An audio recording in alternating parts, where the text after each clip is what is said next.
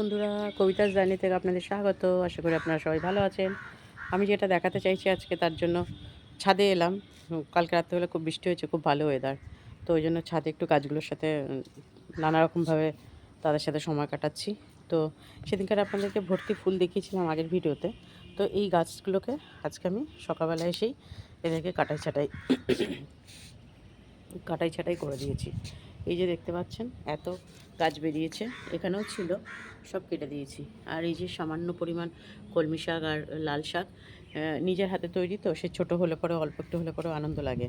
আর এই যে ডালগুলো দেখছেন, এই একটা, এই একটা, এই একটা, এই একটা, এখানেও আছে, দুটো ডাল পুঁতেছি।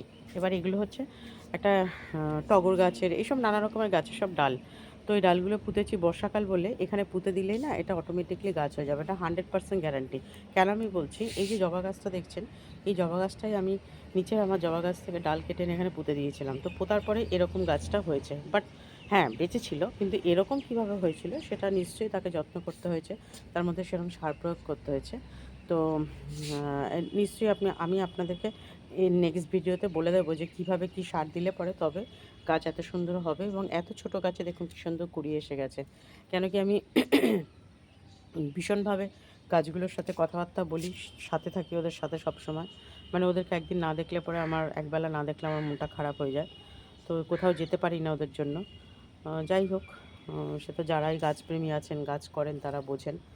তো যাই হোক, যদি আমার এই ভিডিওটা আপনাদের ভালো লাগে অবশ্যই একটা ছোট্ট করে লাইক দিয়ে দেবেন। আপনাদের লাইক দিলে আমরা উৎসাহ পাই, আমাদের ভালো লাগে। ঠিক আছে?